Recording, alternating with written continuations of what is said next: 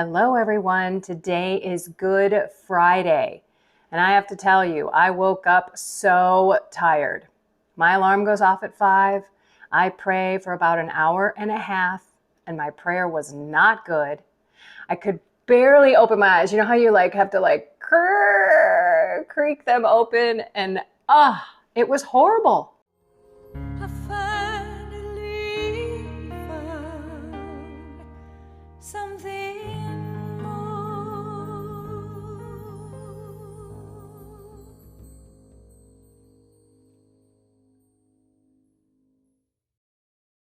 So horrible that after I was done praying, and I'm going to use air quotes on praying because I really wasn't concentrating. I was very distracted and yawned every other 5 seconds, 10 seconds, yawning. And then I realized that maybe I should do some deliverance prayers and cast out the spirit of yawning, fatigue, tiredness, weariness. All of these are spirits that can oppress us.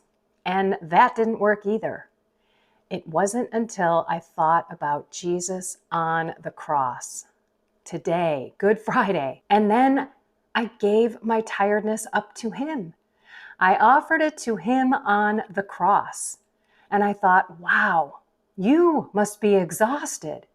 Thinking about all that he went through last night, all that he's going to go through today with his scourging, with him carrying the cross all the way up to the hill on Calvary and then being hung on it for 3 hours for the love of us. And his whole purpose of doing this is for the love of you and me, so that we can have our sins forgiven, so that we can have everlasting life with him in heaven if we conform our lives to his commands, the 10 commandments.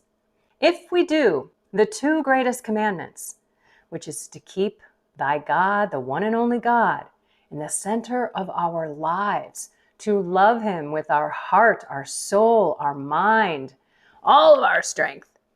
Because if we don't do that, we can't do the 2nd greatest commandment, which is to love thy neighbor as thyself. That's basically the 10 commandments boiled down to 2. The first 3 of the 10 commandments is all about God, and the other 7 is all about us. So what are the 10 commandments in case you don't know? I think it's important for us to know what the commandments are so that we can ask Jesus to help us conform our lives to him. Today, on Good Friday, he beat Satan. Satan is the ruler of this world until Jesus comes again. So we have been lied to. We have been told that we can do whatever we want to do whenever we want to do it, that life is short, so party hard and do whatever makes you feel good. That was how I lived my life for 42 years. And then I went to confession. Yes, the beautiful Catholic Church has this beautiful sacrament called reconciliation. And that means we are reconciling ourselves to God because we're admitting that we are going against what he tells us will make us happy. I used to think following Jesus, gosh, how boring. I don't want to live by his rules. I want to sleep in on Sunday. I definitely did not want to be Catholic until I went into that confessional. And I reconciled myself with God, sharing my entire life of sins. And my soul was free from all of the demons that I opened up doors and windows to come into my life. We're going to talk more about that. I'm going to be interviewing Zachary King, who's a former Satanist, a high wizard, and he's going to share with us how the outside world, how evil is really against us, and how we can fight the spiritual battle. That is going to be coming tomorrow for the Saturday with Kendra. But today, let's really think about what Jesus did for us on this Good Friday. So what are the 10 commandments? Remember, the first 3 are all about God. I am the Lord your God. You shall worship the Lord your God, and him only shall you serve. We're not idolizing money, our jobs, our phones, our addictions, and the promises that the world says will make us happy, fame, fortune, etc. And we're not supposed to be looking for things other than God to show us what the future is going to be, because then we are opening up the doors and windows for demons to come into our soul. Number 2, you shall not take the name of the Lord your God in vain. Stop saying JC or oh my God. Clean up your language. Even though you may not be saying it in vain, when you say it all the time, you are making that name just be like a normal word. And we should use that word, God and Jesus Christ, with reverence and in prayer. And of course, in sorrow, when we are confessing our sins. Number 3, remember to keep holy the Sabbath day. So what are you doing on Sunday? Are you working? Are you doing chores? Are you running your errands? Or are you relaxing and thinking about God? Because even God rested on the 7th day. Spend time with God and your family, loving one another. Don't do stuff just because you have time on Sunday. Schedule your day accordingly. Use your time the best way you can. But as we grow up, we still have to respect and honor them. Every year I grew up, my parents became wiser and wiser. You shall not kill. That could also be with birth control. I had to confess that I killed babies. I'm pretty sure that I have had 1 or 2 babies in my womb over the 20-something years that I was on birth control. So consider taking that to reconciliation as well. You shall not commit adultery. Guilty. And that means also lusting after someone with your eyes, as Jesus said. If you look at someone lustfully, you've already committed adultery in your mind. I know a lot of people say that it's just the act, but we have to get beyond our actions and start to manage those thoughts. Capture them immediately and make them obedient to Jesus. You shall not steal. Been there, done that. I used to steal for the high of it. And it was from people and it was from stores. It was bad. You shall not bear false witness to your neighbor. Stop gossiping. Stop making up things about other people. Stop telling people about the wrongs that people have done to you, and instead turn to Jesus and ask him for his peace. Talk to him and ask him to put in your heart that these people are children of God too, and that we are all broken. You shall not covet your neighbor's wife. Don't be looking again or wishing that you had someone other than your own wife. Turn to Jesus. Ask him to open your heart to love your spouse more. This includes women coveting the neighbor's husband as well. And you shall not covet your neighbor's goods. You heard the phrase, keeping up with the Joneses, right? So don't look at what your neighbors have, what your friends have, and wish that you had them. Look at your own life and be grateful for the blessings that God has given you, because there are many if you really think about it. So I've said that there were a couple of things that I went out on that there interweb to look at to go deeper in my confession. And I loved this one. It's from Bulldog Catholic, and it's a detailed examination of conscience. I'm going to read a few to you because you may just want to bring these in with your next confession. Now, when you are reconciling yourself with God in the Catholic Church, it is biblical. We are not confessing to a priest. Watch my video from yesterday talking about the institution of the priesthood and the Eucharist. But it is biblical to have priests who are in persona Christi. We Catholics do not confess our sins to the priest himself. The priest is there to represent Jesus. We should be speaking to Jesus, not Father Bob.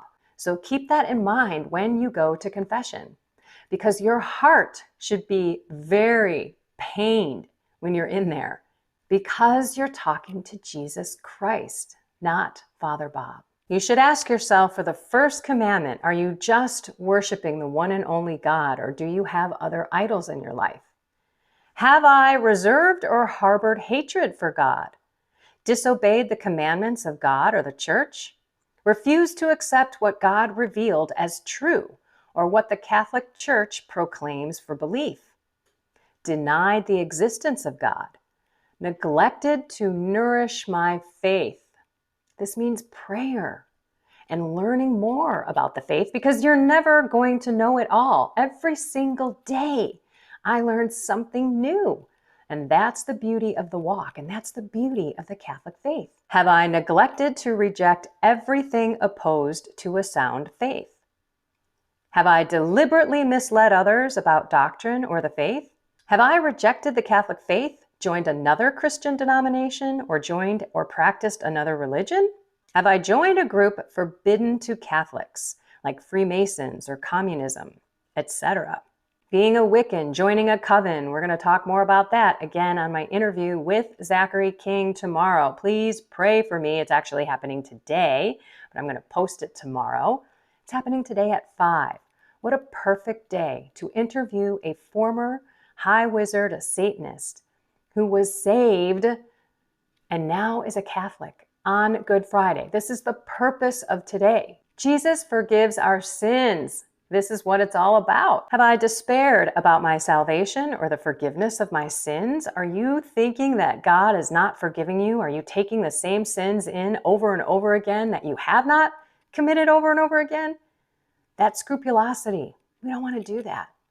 Have we presumed God's mercy? I can't tell you how many times I've done this in the past when I was in mortal sin. I would commit the mortal sin, and then I would presume that I would be able to go to confession a couple of days later to get that mortal sin off of my soul and reconcile myself with God. Eyelash to eyelash. Cilia is in that word, which means little hairs. We want to be eyelash to eyelash with God. Have I loved someone or something more than God?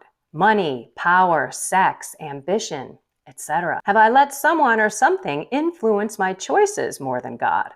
Have I engaged in superstitious practices, including horoscopes, fortune tellers, palm readers, looking at stuff that other than God is trying to predict the future? Only God knows. Even Satan doesn't know. Have I been involved in the occult or occult practices? Have I done seances, the Ouija board, or have I worshiped Satan? We're going to talk more about that. Stay tuned for tomorrow. The second commandment, you shall not take the name of the Lord your God in vain. Have I used the name of God in cursing or blasphemy? Have I failed to keep vows, promises, or resolutions that I have made to God? Specify in the confessional which one. The priest has authority to remove the obligations of promises and resolutions if they are too rash or unjust. Some of us put a lot on ourselves, especially in the beginning of our journeys. We load ourselves up with prayer, and then when we don't hit that mark, or it becomes a checking the box type of prayer, we feel so guilty and we believe that maybe it's sinning. And maybe that priest will take some of that guilt off of you and have you look at your prayer life and whittle it down to something that's manageable and heartfelt. I've been there, done that. Have I spoken about the faith, the church, the saints, or sacred things with irreverence, hatred, or defiance? Have I watched television or movies or listened to music that treated God, the church, the saints, or sacred things irreverently? Have I used vulgar, suggestive, or obscene speech? I used to be the raunchiest person. I would say words and I would tell jokes that just were so disgusting. Have I belittled others in my speech? Are you talking down to people? Are you verbally abusing people? Have I behaved disrespectfully in the church building? Like talking immodestly in the church? Maybe you swore in the church or said, "Oh my God," or something like that. Before, during, or after Holy Mass? Have I misused places or things set apart for the worship of God? Have I committed perjury, breaking an oath, or lying under oath? Have I blamed God for my failings? The third commandment, remember to keep holy the Sabbath day. Here we go. Have I missed Mass on Sunday or holy days through my own fault without sufficient reason? Look, if you're sick, it's okay. That's not a mortal sin. But if you just decided that you wanted to sleep in, or you were too lazy, or maybe you were even doing other things and that took you away from going to Mass, That's not good. Have I neglected to set time aside each day for personal prayer to God? Have I committed sacrilege against the Blessed Sacrament, thrown him away, brought him home, or treated him carelessly? What is the Blessed Sacrament? It's Jesus Christ in the Holy Eucharist, which is what we go to worship and to receive every day, if possible, and every Sunday Mass. Jesus, body, blood, soul, and divinity. Are you taking that for granted, or do you not even know? Have I received any sacrament while in the state of mortal sin? I did that for a long time. I did not stop birth control, and I was receiving Jesus. Every single day I would take that pill, and then every Sunday I would go receive the Lord. Sometimes I'd take it to confession, sometimes I wouldn't. St. Paul says that we will receive judgment on us if we receive Jesus Christ in our souls and bodies when we're in a state of mortal sin. Have I habitually come late to and or leave early from Mass? I'm guilty of this. Sometimes I'm busy and then I wait till the very last minute to get to Mass. Or sometimes, because the church is so crowded, I scoot out before the last prayer just to beat the traffic. This was something that was ingrained in me back in the day with my family. So let's not do that. Actually, we should be staying after Mass for about 15 minutes to pray and thank Jesus for coming into our souls, our minds, our bodies, and our hearts. Do I shop? Do I do labor? Do I practice sports or do business unnecessarily on Sunday or other holy days of obligation? Have I not attended to taking my children to Mass?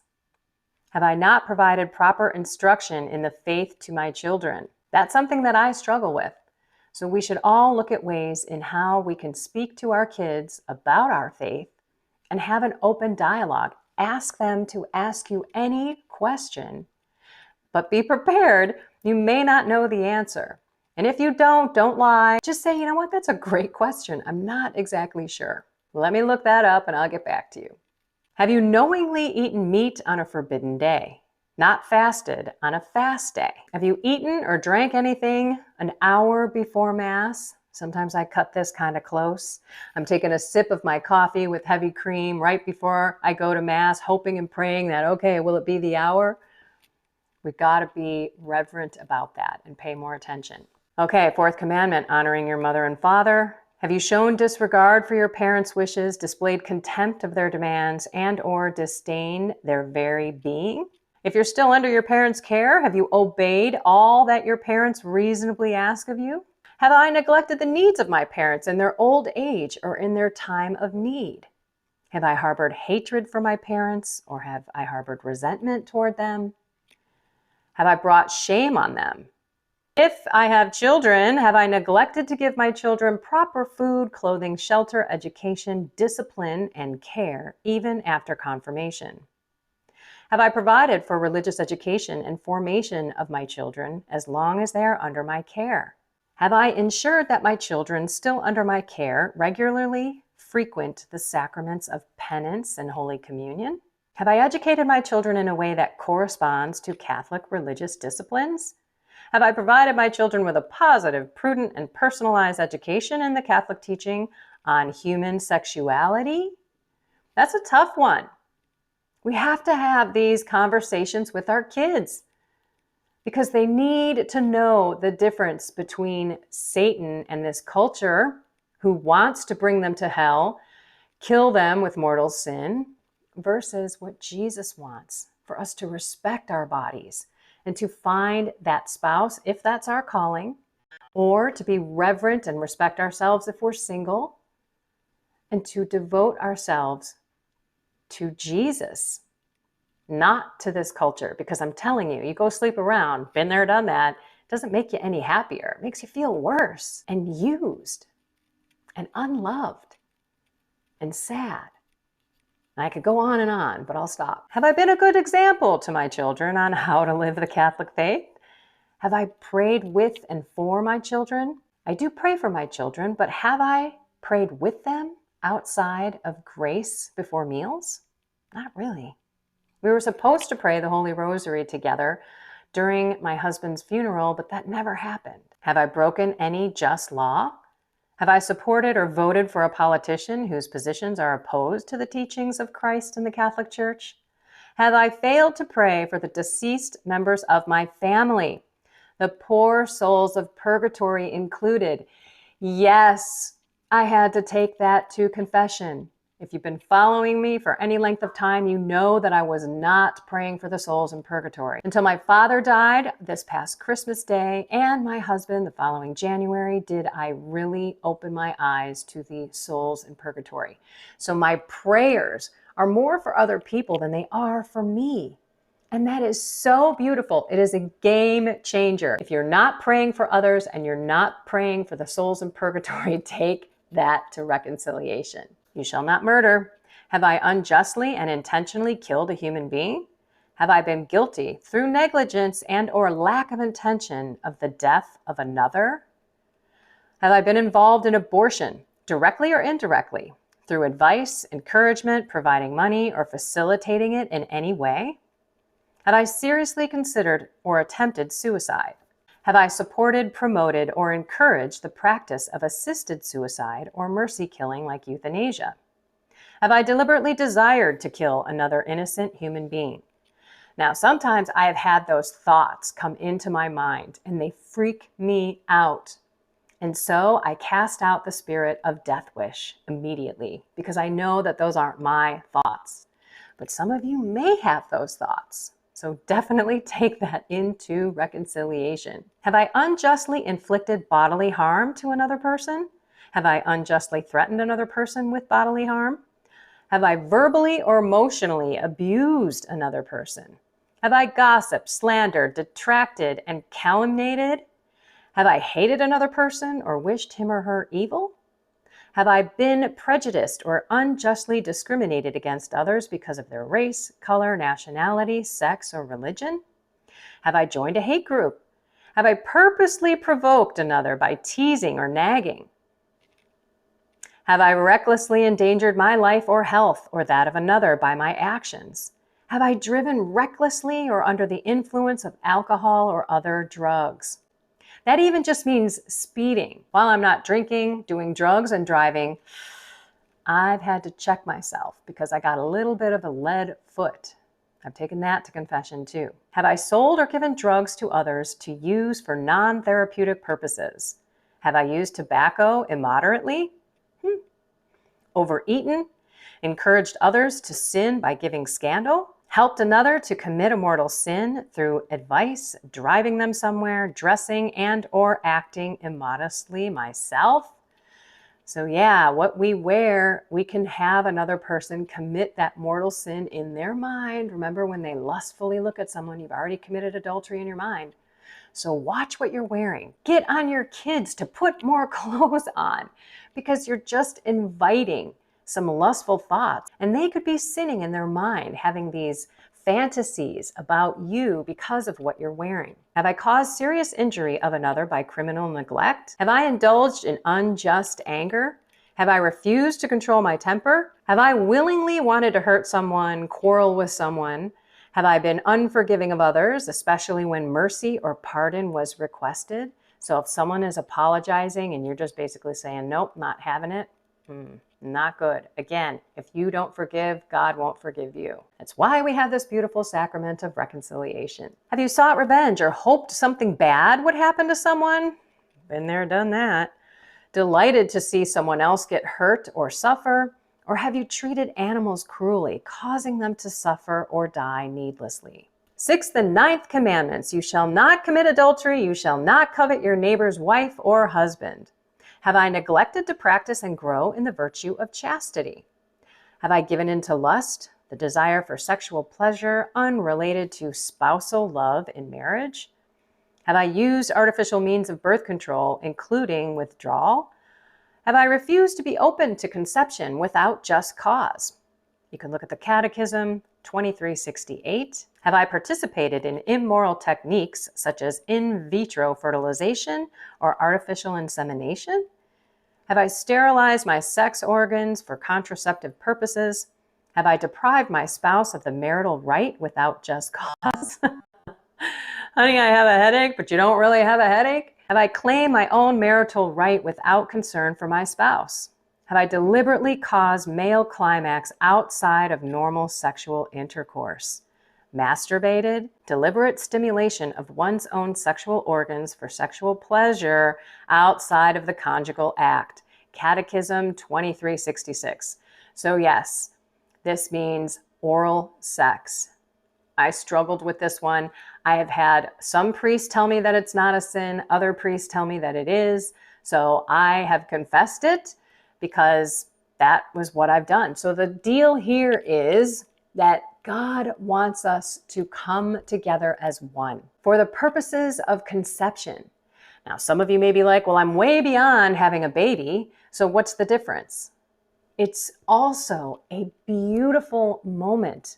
It's an intimate moment. It's you two becoming one. Okay, moving on. Have you willfully entertained impure thoughts? Have you purchased, viewed, or made use of pornography? Have you watched or promoted movies and television that involve sex and nudity?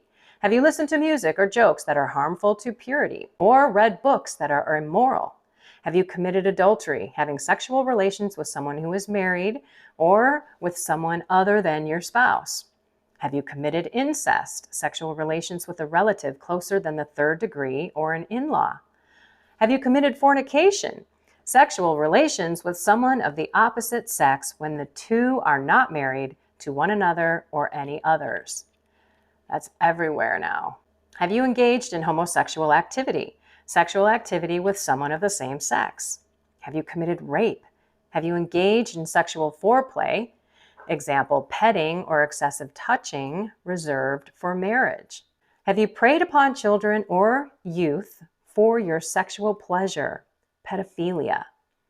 Have you engaged in unnatural sex activities, anything that is not inherently natural to the sexual act? We're talking natural law here. God made man and woman for each other in marriage. He loves sex within marriage.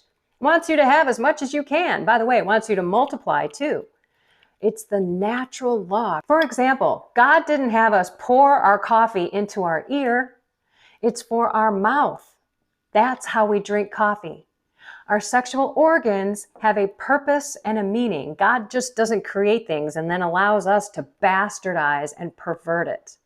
That's the deal that we're talking about here.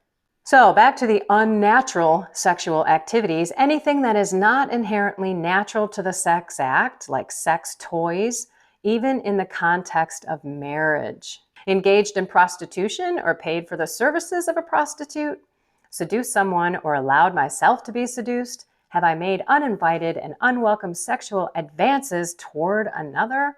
Have I purposefully dressed immodestly? Okay, the 7th and the 10th commandments, you shall not steal, you shall not covet your neighbor's goods. Have I stolen, taken something that doesn't belong to me against the reasonable will of the owner? Have I envied others on account of their possessions? Keeping up with the Joneses.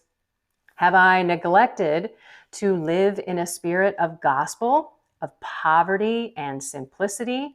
Or am I in the material world where I just keep buying things, thinking that they're going to fill that hole that only God can, my heart's over here, only God can fill? Have I neglected to give generously to others in need? Have I not considered that God has provided me with money so that I may use it to benefit others, as well as for my own legitimate needs? So if you are out there and you are blessed with some extra money, should you maybe look at how you're spending it? Are you hoarding it for yourself? Or are you going to look at that as a beautiful gift and now I can give back to other people who need it? That was me. I had plenty of money and I never donated. And we should all look at how we can become more poverty-like in our souls by being more generous and helping those who need it. Have I allowed myself to be conformed to a consumer mentality? Buy, throw away, waste, spend. I cannot wait to go through this house and truly purge and give stuff to people who need it, like my kids, and all of these different charities that truly help people, maybe even a pregnancy center, so that these young women can choose life and feel the love and support of the community around them? Have I neglected to practice the corporal works of mercy? Look that up, we're running out of time. Have I deliberately defaced, destroyed, or lost another's property? Have I cheated on tests, taxes, sports, games, or in business? I've done a lot of that. Have I squandered money in compulsive gambling? Have I made false claims to an insurance company? Have I paid my employees a living wage or failed to give a full day's work for a full day's pay? I actually had to confess that when I was working, I was spending half of my time looking on the interweb, trying to find more about the Catholic faith. And I feel like, wow, I stole from my company. So, something to consider. Have I failed to honor my part of a contract? Have I failed to make good on a debt? Have I overcharged someone, especially to take advantage of another's hardship or ignorance? Have I misused natural resources? Just be aware of whether you're wasteful and use God's natural products, how you need to use them. Don't abuse it. The eighth commandment, you shall not bear false witness against your neighbor. Have I lied? Have I knowingly and willfully deceived another? Have I perjured myself under oath? Have I gossiped? Have I committed detraction, which is destroying a person's reputation by telling others about his faults for no good reason? Have I committed slander or calumny, telling lies about another person in order to destroy their reputation? Have I committed libel, writing lies about another person in order to destroy their reputation? Libel is different from slander because the written word has a longer life of damage. Being guilty of rash judgment, that means assuming the worst of another person based on circumstantial evidence.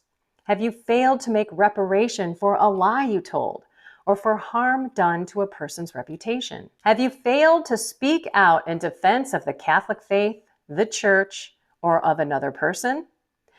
Betrayed another's confidence through speech, deed, or in writing? That is a pretty detailed examination of conscience. And on this day, can we really look at our souls, look at how we live our lives, and truly write some things down? I will put the link of this particular examination of conscience and a couple of other ones in this video so that you can sit and write and take everything into Jesus in the sacrament of reconciliation. Even if you haven't been to the church in forever, that's what happened to me. I was away for 26 years and it changed my life. The sacrament of reconciliation is bigger, stronger than an exorcism from an exorcism priest. That's a sacramental. The sacrament of confession kicks out all those demons. You will feel different. You will look different. It will be amazing because you will finally kick all those past sins, no matter how old they are, out of your soul. It's wonderful. And I highly recommend that you take some time and reflect what Jesus did for you on this Good Friday. The abuse, the wounds, the mocks and the spits and the political and religious people that were against him. Let's stick up for Jesus as well on this day. Let's share our faith, not be afraid to speak up. Let's get into our kids' lives. Let's make sure that we guide them in the right direction. And let's keep our soul in a state of grace by taking advantage of the beautiful sacrament of reconciliation. So we are eyelash to eyelash with God again. Alrighty, everyone, let's go deep, pour ourselves into Jesus's wounds, and let's ask him to come into our hearts so that we truly can live the two greatest commandments, which is basically all of these wrapped up into two. Number one, keeping the one and only God the center of our life, worshiping and loving him with all of our heart, our mind, our soul, our bodies, our strength, everything, so that we can love ourselves and love our neighbors. Find something more with God, soul, mind, and body, and have a blessed and inspired Good Friday. I found